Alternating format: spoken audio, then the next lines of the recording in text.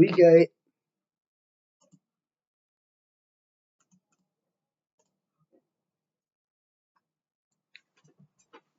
Not too much to go over. Some close matchups, though. Some interesting matchups to talk about.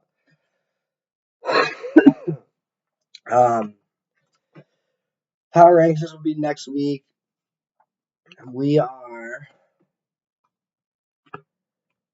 We are now fully past the midway point and of the regular season, and this year has been pretty interesting. With the playoff picture and everything, it's interesting. We'll go over it, but let's get into it. First matchup: Big Balls versus Hurley and Chuckshire. Big Balls, big performance, 168. Hurley and Chuckshire, 118. Second straight King of the Week for Big Balls. Big Balls team is starting to peak. Very good team. Hurley and Chuckshire, also strong team. They got Cooper Cup back, and they got Tua back, which helps Tyreek Hill. So look out for Hurley and Chuckshire. Very good team. Very good team.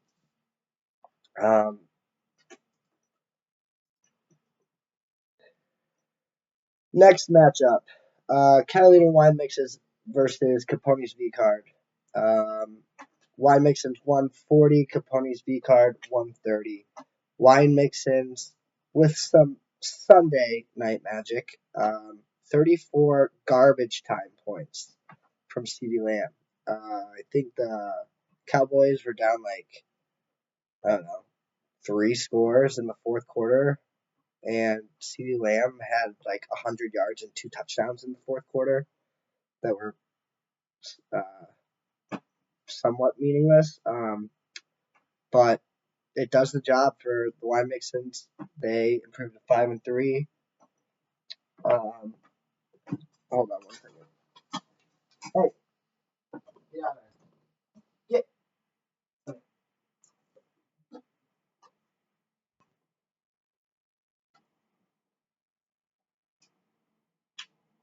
Get out of there.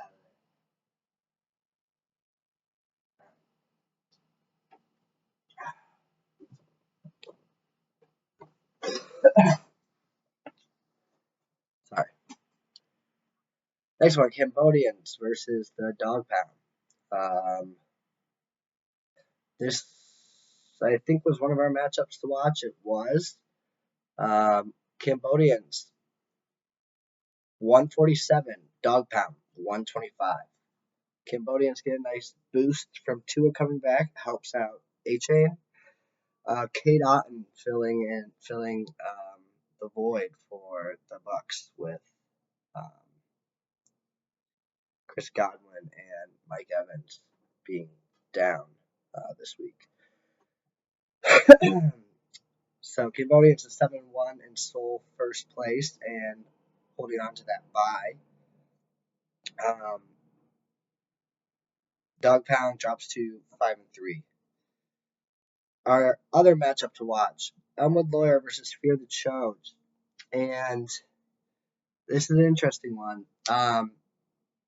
Our first true mismanagement, some questionable management from Fear the Choj, cost them a crucial win here. Starting Ty Chandler over Roshan Johnson. Ty Chandler losing his work, had 0.4 points the week before and 0 points this week. He's not a goal line back, so he doesn't have any touchdown hope. It's really, I don't know. There's no reason to start him. I know that they're thin, but really no reason to start him. On top of that, they make the Javonte Williams trade like 10 minutes after the Thursday night game, and Ty Chandler was locked, and they were starting him. So it's another thing. Not really sure what Fear the Choj was doing. Cost them a win. Ahmed Lawyer takes this one 118 to 113. Fear the Choj down to 1-7. Ahmed Lawyer to 3-5.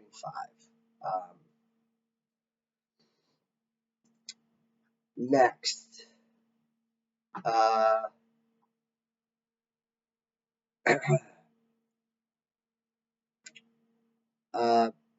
True Under Big Dog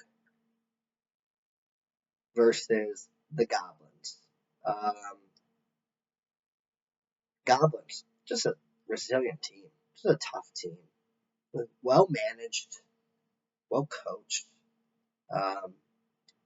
Improves to 62. True Under Big Dog drops to 2-6. Not looking great for True Under Big Dog's story.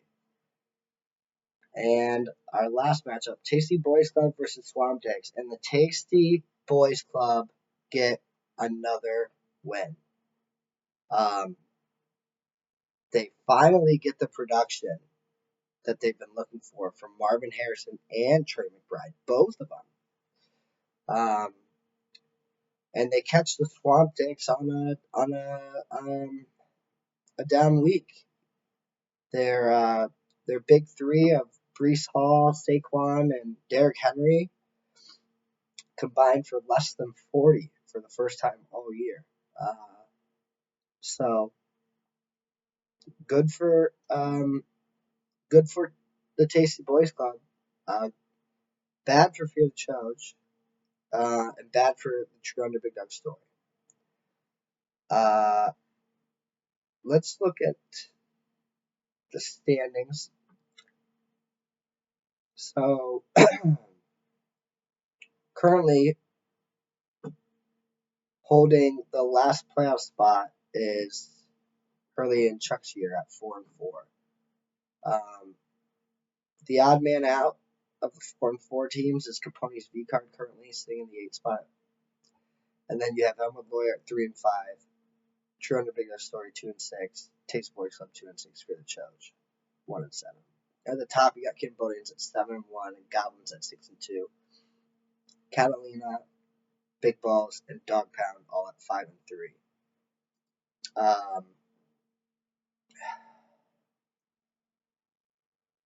What's interesting about this year is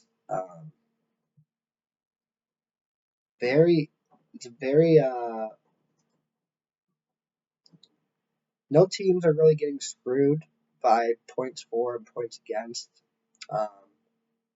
And these teams everybody's very close. Swamp Dicks, highest scores. I guess you can almost say that they've gotten screwed a little bit because they're 4-4 at the highest scores. However, right behind them, they're at 105, 1005. Then you have 994, 993, 989, 985, 979. Like, this is the most, this has got to be the closest it's ever been. 50 points separates the 8th spot, which is out of the playoffs, and the top spot. 50 points over 8-week span. Simple math tells us that that's 6 points a week. Is the difference there. So very tight matchup or scoring among teams this year. All right, moving on. Let's do the Week 9 preview. We have Fear the Choj versus Big Balls. We have Capone's V card versus Hurley and Chuck Shear. We have the Dog Pound versus Catalina Wine Mixins. We have the Goblins versus Cambodians. We have Swampdicks versus Elmwood Lawyer, Tasty Boys Club versus a true under Big Dog Story.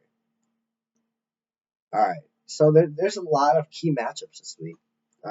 I have three that I think are worth monitoring and that are all worthy of the matchup to watch designation. First one being Capone's V card versus Hurley and Chuck Shear. Both at 4-4. Hurley and Chuck Shear holding that last playoff spot at 7th. Capone's V card looking in right up at them at 8th spot. So big for playoff implications. Whoever loses this one may be knocked down out of the playoff race. Not out of the playoff race, but out of the current playoff standings. Next one, Goblins versus Cambodians. Can the Goblins beat the Cambodians and steal the top spot from them and be sitting atop the rankings, tied with them, but having the tiebreaker with points and holding that bye spot? So that's a big one. And then, of course, we're always looking at the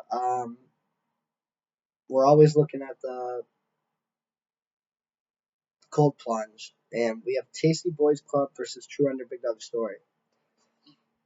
This one's very big. I think for both of these teams. Here's the reason why. They're both at 2-6. Somebody's falling to 2-7. Fear the Choj.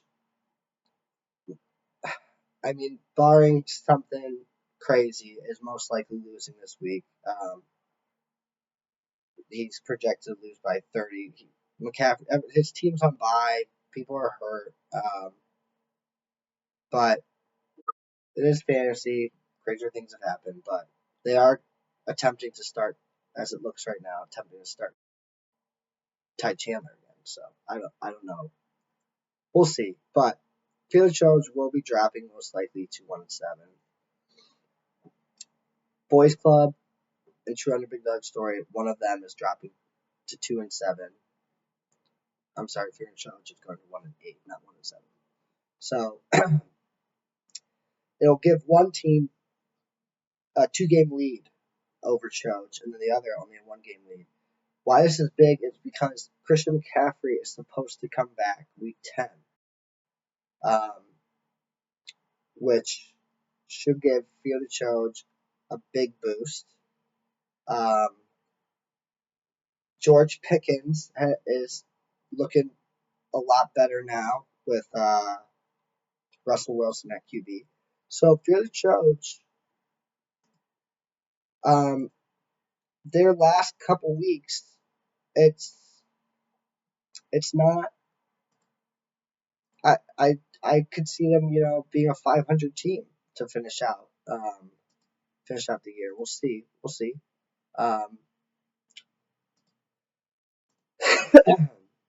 However, with that being said,